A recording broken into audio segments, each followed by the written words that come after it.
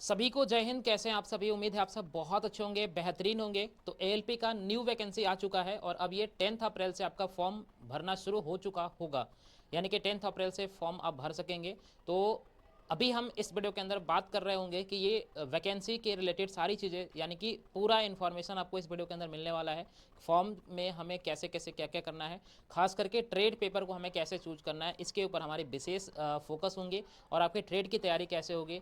बहुत सारे बच्चों को अभी से डर लग रहा होगा कि सर हम ट्रेड कौन सा चूज करें, और ये बिल्कुल जेन्युइन बात है कि बहुत सारे बच्चे जो ट्रेड में फेल हो जाते हैं उनकी वजह से उनकी एएलपी की नौकरी नहीं मिल पाती है। तो ट्रेड पेपर को सोच समझ करके हिसाब से चूज करना होगा। इस वीडियो को लास्ट तक देखिएगा, हम बता देंगे कि आपको कौन सा ट्रेड चूज करना चाहिए और कौन सा ट्रेड का मटेरियल आपके लिए बेहतरीन उपलब्ध होगा। तो वीडियो को लास्ट तक देखिएगा, पूरा डिटेल इन्फॉर्मेशन देंगे। और 10 अप्रैल से ये आपका फॉर्म शुरू हो जाएगा, तो सभी बच्चे फॉर्म को ज़रूर भर लीजिएगा। पूरी वैकेंसी से रिलेटेड सारी इन्फॉर्मेशन इसके अंदर मिलने वाला है। तो स्टार्ट करेंगे, उससे पहले चैनल को लाइक नहीं किया है, सब्सक्राइब नहीं किया है तो सब्सक्राइब कर लीजिएगा, वीडियो को लाइक कर दीजिएगा। अपना कोई क्वेरीज हो तो नीचे कमेंट बॉक्स में बता दीजिएगा। पीडीएफ के लिए आपको टेलीग्राम चैनल पे ज्वाइन हो जाना है, वहाँ पे लिंक दिया हुआ है, वहाँ पे आप ज्वाइन होकर के यहाँ से पीडीएफ ले सकते हैं। फिलहाल इस वीडियो के अंदर हम बात करेंगे कि फॉर्म आपका 10 अप्रैल से शुरू होगा। सबसे बढ़िया ट्रेड कौन सा होगा, पूरा complete road map. Total vacancy कितनी है? 9,970 वैकेंसी है। बात करेंगे इस वैकेंसी से रिलेटेड। उससे पहले आप देखें कि आपका सिलेक्शन कैसे होगा, यानी कि आपका इस एग्ज़ाम का जर्नी कैसा होगा, किस तरीके से आपकी सिलेक्शन होने वाली है। अगर हम स्टेजेस ऑफ एग्ज़ाम की बात करें तो टोटल यहाँ पे आपको सारे स्टेज नज़र आ रहे होंगे। सबसे पहला आपका CBT 1 होगा, यानी कि कंप्यूटर बेस्ड टेस्ट 1। इसमें अगर आपका मेरिट में नाम आता है तो आपका होगा CBT 2, कंप्यूटर बेस्ड टेस्ट 2। जब ये क्वालिफाई करेंगे तो आपका होगा CBAT, इसको बोलते हैं साइको टेस्ट। जब साइको टेस्ट और ये यहाँ दोनों से मिला करके आपका मेरिट बनता है। अभी हम बताएंगे कि मेरिट कैसे बनता है। जब ये मेरिट बन जाएगा उसके बाद आपका होगा मेडिकल।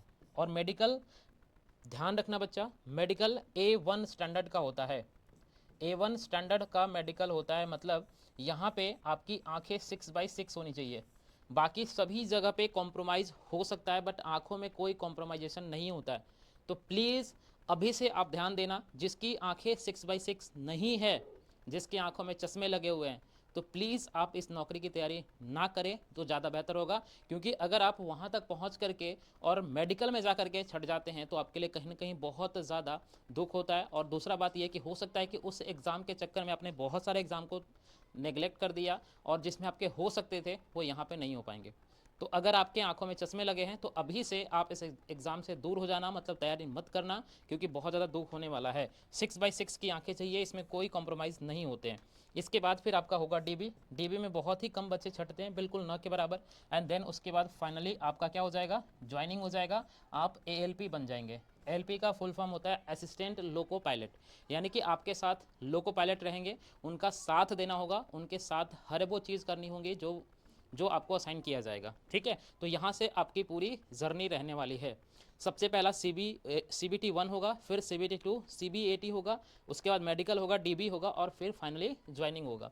CBT 2 की अगर हम बात करें तो CBT 2 में से, ठीक है, 70% मार्क्स लिए जाएंगे और प्लस में CBAT से आपके 30% मार्क्स लिए जाएंगे और दोनों को मिलाकर के 100% मार्क्स बनेगा। और यहाँ से आपकी मेरिट बनती है, यहाँ से आपकी मेरिट बनती है। ये सिर्फ क्वालिफाई करना होता है, यानी कि CBT 1 को आपको क्या करना है, सिर्फ क्वालिफाई करना है, सिर्फ क्वालिफाई करना है। अब एक बार CBT 1 का सिलेबस देख लो। CBT 1 की सिलेबस में अगर हम बात करें तो मैथमेटिक्स आपके 20 नंबर के आएंगे, ठीक है, रीजनिंग आपके 25 नंबर के आएंगे, साइंस आपके 20 नंबर के आएंगे, और करंट अफेयर या फिर GA जिसको कहते हैं ये 10 मार्क्स के आएंगे। कुल मिलाकर के यहाँ पे आपके 75 क्वेश्चंस पूछे जाएंगे, 75 क्वेश्चंस। और 75 क्वेश्चंस में से आपका क्या बनेगा, आपका यहाँ पे कट ऑफ बनेगा। जो बच्चे कट ऑफ को क्वालिफाई करेंगे वो CBT 2 के लिए जाएंगे, और जो क्वालिफाई नहीं होंगे वो यहीं पे छट जाएंगे। अब बहुत सारे बच्चे के मन में अभी से डाउट होगा, बहुत सारे बच्चे के मन में अभी से क्यूरियोसिटी होगा कि सर हमें 75 में कितना टारगेट करना चाहिए ताकि हमारा सिलेक्शन हो जाए। तो अब धीरे धीरे कंपटीशन बढ़ता जा रहा है। जैसे पिछले वाले अगर हम देखें तो पिछले बार कोलकाता में, मालदा में, इन सब जगहों पे बहुत ज़्यादा हाई कट ऑफ भी गया है। ठीक है, तो यहाँ पे भी आपके कट ऑफ जो है वो हाई ही रहने वाले हैं। तो आप अपना टारगेट अभी से, अगर आप जनरल कैटेगरी में हैं, ठीक है, तो आपका टारगेट 50 का होना चाहिए।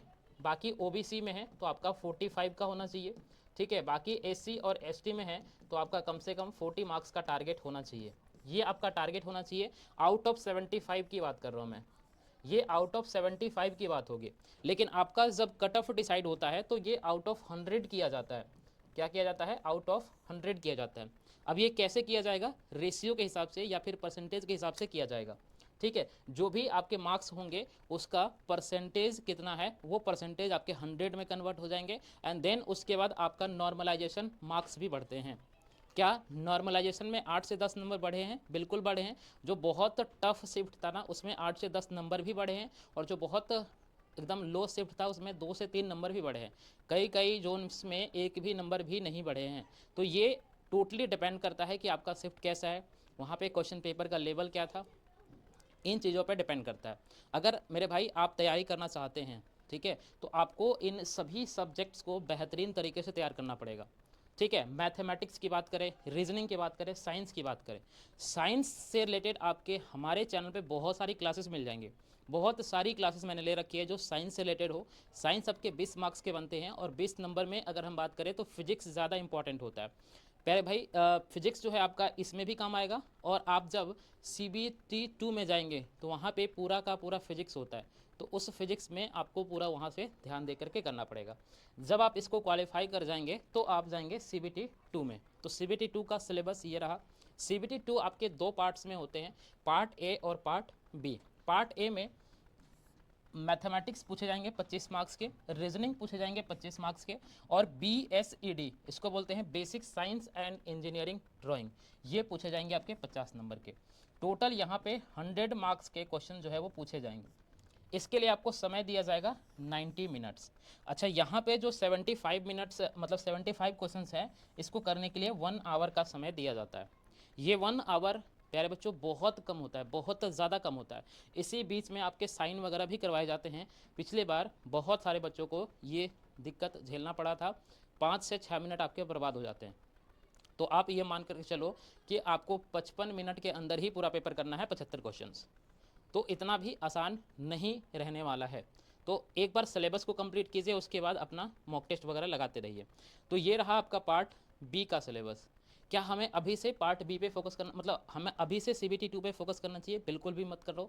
अभी से सिर्फ आप मैथमेटिक्स, रीजनिंग, इन सब चीज़ों को पढ़ते रहो, फिजिक्स को पढ़ते रहो, ठीक है। जब आप CBT 1 को क्वालिफाई कर जाओगे उसके बाद मेरी जिम्मेदारी होगी पूरा CBT 2 की तैयारी कराने की, ठीक है ना। पूरा CBT 2 की तैयारी मेरे हाथों में होगी, यानी कि BSED अगर देखो तो ये 50 नंबर का है। बाकी ये सब्जेक्ट जो आप ऑलरेडी पहले से पढ़ चुके हो, ठीक है ना। तो मेन जो फैक्टर करता है वो BSED यानी कि बेसिक साइंस इंजीनियरिंग ड्राइंग करता है। इसमें हमें दो पार्ट में पढ़ना होता है, एक होता है फिजिक्स का पार्ट और एक होता है इंजीनियरिंग ड्राइंग का पार्ट, ठीक है। तो यहाँ से 50 नंबर के आपके क्वेश्चन बनेंगे। ये आपके टोटल 100 क्वेश्चंस 100 मार्क्स के बनेंगे। यहाँ से 100 मार्क्स में से आपके 75% मार्क्स काउंट होंगे। आप जो भी मार्क्स गेन करोगे उसका 75%, मतलब उसका 70%, सॉरी यहाँ पे मैं 75 लिख दिया हूँ, यहाँ पे 70% आप जो भी मार्क्स गेन करेंगे उसका 70% यहाँ से काउंट किया जाएगा, ठीक है। उसके बाद CBAT में आपका जो मार्क्स आता है उसका 30% लेकर के मेरिट बनाया जाता है। प्यारे बच्चों, यहाँ पे आपको पार्ट बी भी चूज करना पड़ेगा, और ये पार्ट बी आपके हाथों में होगा, यानी कि आप अपने हिसाब से चूज करेंगे, ठीक है। पार्ट बी को आप अपने हिसाब से चूज करेंगे, ठीक है। पार्ट बी में टोटल 75 मार्क्स के पेपर आएंगे, और इसमें आपको 35% मार्क्स गेन करना ज़रूरी होता है। प्यारे बच्चों, यहाँ पे कोई भी इस तरीके से रिजर्वेशन नहीं होता, ठीक है। यहाँ पे कोई भी रिजर्वेशन नहीं होता है, मतलब यहाँ पे हर एक बच्चे को 35% मार्क्स लाना है, चाहे वो किसी भी कैटेगरी से बिलोंग करता हो। हर बच्चे को यहाँ पे 35% मार्क्स लाना ही पड़ेगा, और ये 35% मार्क्स होता कितना है? 26.5। यानी कि पार्ट बी आप जो भी चूज करोगे उसमें पास होना कंपलसरी है, और पास होने के लिए 26.5 मार्क्स लेना ज़रूरी है। अगर आप ये मार्क्स नहीं लेते हैं तो आपको फेल मान लिया जाएगा, और अगर आप फेल हो जाएंगे, यहाँ पे आपके कितने भी मार्क्स आए हों उसका कोई मतलब नहीं रहेगा। ये रहा आपका पार्ट बी का सिलेबस। पार्ट बी में अगर आप देखो तो आपके पास ट्रेड पेपर चूज करने का ऑप्शन आता है। तो ट्रेड पेपर आपके पास अलग अलग होते हैं। कौन सा सबसे बेस्ट पेपर होगा? जिसका मटेरियल सबसे ज़्यादा अवेलेबल होगा, और वो भी आपके लैंग्वेज में। जैसे आपको अगर इंग्लिश समझ में आती है, तो अगर उस ट्रेड पेपर का लैंग्वेज इंग्लिश में अगर बहुत सारे मटेरियल अवेलेबल हैं तो वो आपके लिए सबसे बेस्ट ट्रेड होगा, क्योंकि जब आप पास करोगे ना तो बहुत सारी मटेरियल आपको मिलेंगे ही नहीं। तो ऐसा कोई भी ट्रेड पेपर आप मत चूज कर लेना जिसका मटेरियल बिल्कुल भी अवेलेबल ना हो, उसमें बहुत ज़्यादा परेशानी होती है और आप बिल्कुल भी इसको नहीं कर पाओगे। मेरी सलाह अगर मानो आपने मैकेनिकल इंजीनियरिंग करी है या फिर आपने मैकेनिकल से डिप्लोमा करा है या फिर आप वैसे भी किसी भी ट्रेड से डिप्लोमा किए हैं और आपको इंग्लिश समझ में आती है, तो मैं रिकमेंड करता हूं कि मैकेनिकल वाले जितने भी ब्रांच हैं, उसके जितने भी ट्रेड्स हैं वो आपके लिए बेस्ट होगा, क्योंकि उसकी ट्रेड, उसकी जो मटेरियल है वो हमारे पास बिल्कुल एकदम सटीक 100% अवेलेबल है। वो मटेरियल आपको मिल जाएगा। अगर आप इलेक्ट्रिशियन से हैं, हिंदी में चाहते हैं तो हिंदी में बहुत सारी मटेरियल अवेलेबल है, पर इंग्लिश में नहीं मिलेगा। तो ध्यान रखना, जो आपके लैंग्वेज में जो आपके लिए कंफर्टेबल हो। अगर आपको हिंदी आती है तो आप इलेक्ट्रिशियन ले लो, फीटर ले लो। फीटर तो बिल्कुल ज़्यादा टफ होता है, फीटर में चीज़ें बहुत ज़्यादा याद करनी पड़ती है। ठीक है, तो अगर आपको याद करने में मज़ा आता हो तो आप फीटर ले लेना। अगर आपको समझने में मज़ा आता हो, ठीक है, आपको लगता हो कि हमें समझ के पेपर को करना चाहिए, यानी कि हमें वैसा ट्रेड पेपर लेना है जिसमें हमें समझने की ज़रूरत हो, तो आप मैकेनिकल वाले ट्रेड को चूज़ करना, जैसे heat engine, motor mechanic, diesel mechanic, ठीक है, ट्रैक्टर मैकेनिक, मैकेनिस्ट। ये जो ऑप्शंस हैं, these trade are very very good, और इसमें आप बहुत ही कम समय में अपनी तैयारी को कंप्लीट कर सकते हैं। बहुत ही लिमिटेड समय में आपकी तैयारी 100% हो जाएगी, आप 100% पास हो जाओगे। अगर आप इलेक्ट्रिशियन चूज करते हैं तो हिंदी में मटेरियल अवेलेबल होंगे बहुत सारे, जैसे एस के झा सर का अवेलेबल है, और भी टीचर्स बहुत सारे हैं जिनका अवेलेबल है, बट वो हिंदी में ज़्यादा है। अगर आपको याद करने में मज़ा आता हो, कि आपको लगता हो कि सर याद करके हमें चीज़ें कर लेना चाहिए, तो आप फिटर ले सकते हैं। फिटर की भी मटेरियल जो है वो हिंदी में अवेलेबल होता है, इंग्लिश में बहुत ही न के बराबर होता है। लेकिन इंग्लिश में चाहिए और एकदम समझने वाला सब्जेक्ट चाहिए, आपको ये चाहिए कि समझ के हम पास हो सकते हैं, तो आपके लिए हीट इंजन सबसे बेस्ट होगा। उसके बाद डीजल मैकेनिक बेस्ट होगा, मोटर मैकेनिक बेस्ट होगा, ठीक है। उसके बाद आरएससी, ये भी बेस्ट होता है, बट आरएससी का मटेरियल बहुत ही कम अवेलेबल होगा, और मैं सच बताऊं तो मेरे पास भी अभी उसका कोई मटेरियल नहीं है। मैं इन फ्यूचर ऐड करूंगा तो मैं आपको इन्फॉर्म कर दूंगा, ठीक है। तो फिलहाल अगर हम बात करें तो ये सारे आपके पास ट्रेड्स होते हैं। जैसे इलेक्ट्रिकल इंजीनियरिंग से अगर आपने किया है तो इलेक्ट्रिशियन आपके लिए ऑप्शन है, इंस्ट्रूमेंट मैकेनिक आपके लिए ऑप्शन है, वायरमैन ऑप्शन है, ठीक है, आर्मेचर और कॉइल वाइंडर आपके लिए ऑप्शन है, रेफ्रिजरेटर एंड एयर कंडीशन आपके लिए ऑप्शन है। अगर आपने इलेक्ट्रॉनिक्स या फिर उससे रिलेटेड कोई चीज़ें की है तो आपके पास इलेक्ट्रॉनिक मैकेनिक अवेलेबल है, मैकेनिक्स यानी कि रेडियो टीवी अवेलेबल है। अगर आपने मैकेनिकल इंजीनियरिंग से करी है तो fitter mechanic, motor vehicles, tractor mechanic, mechanic diesel, Turner, machinist, refrigerator and air condition mechanic, heat engine, mill right, maintenance mechanic, ये आपके लिए ऑप्शन अवेलेबल है। अगर आपने ऑटोमोबाइल से किया हुआ है तो आपके पास मोटर मैकेनिक व्हीकल है, ट्रैक्टर मैकेनिक है, मैकेनिक यानी कि डीजल है, हीट इंजन है, आरएससी है, ठीक है, उसके बाद मैकेनिक है। तो ये आपके पास ऑप्शन है। अगर आप हमसे पूछोगे बेस्ट कौन सा है, तो आप हीट इंजन आंख बंद करके ले सकते हो, मेरे पे विश्वास करके ले सकते हो। मेरी जिम्मेदारी होगी आपको पास करवाने की। Heat engine, diesel mechanic, motor mechanic, इनकी जो कंटेंट है वो प्योरली इंग्लिश में अवेलेबल है। मेरे द्वारा एक पीडीएफ बनाई गई है, अगर आप अभी से परचेज कर सकते हो तो कर सकते हो, नहीं तो बिल्कुल भी करने की ज़रूरत नहीं है। जब आप CBT 1 पास कर जाओगे तभी ये पीडीएफ जो है परचेज करना। ये आपके पास ई बुक होगी, ठीक है, बिल्कुल मिनिमम प्राइस के अंदर ये ई बुक है। पास करने की गारंटी 100% होंगी। फिलहाल जो अभी बच्चे तैयारी कर रहे हैं, जो अभी वैकेंसी चल रही है, उनमें अगर किसी बच्चे ने इसको नहीं परचेज़ किया है तो मैं रिकमेंड करूँगा कि परचेज़ कर लें। 7973931910 इस नंबर पे आप हमें पेमेंट करेंगे, ठीक है।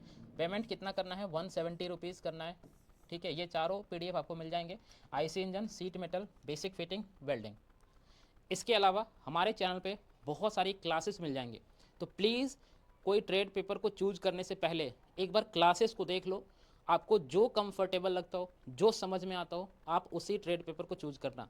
फॉर्म भरने में जल्दबाजी बिल्कुल मत करना। ट्रेड पेपर बहुत इंपॉर्टेंट होता है। अगर आपने फेल कर लिया ना ट्रेड पेपर में, आप पार्ट ए में 80 नंबर भी लाओ तब भी आप फेल ही माने जाओगे, ठीक है ना। तो इस चीज़ को ध्यान रखना, ठीक है। ट्रेड पेपर को चूज करने से पहले एक बार ज़रूर से चेक कर लेना। बहुत सारे लेक्चर हमारे अवेलेबल होंगे, उनको एक बार देखना, समझ में आए उसके बाद ही चूज कर लेना, ठीक है। तो फिलहाल के लिए इतना ही, ये सारी इन्फॉर्मेशन देनी थी। उम्मीद है कि आप सभी को ये इन्फॉर्मेशन काफ़ी पसंद आएगा। आप नीचे लाइक कर देना, कोई क्वेरीज हो उसके लिए नीचे कमेंट में बता देना। पीडीएफ इसकी चाहिए तो आप हमें टेलीग्राम चैनल पर ज्वाइन कर लेना, वहाँ पर आपको पीडीएफ मिल जाएगी। फिलहाल के लिए इतना ही। Thank you so much and bye bye, take care, जय हिंद।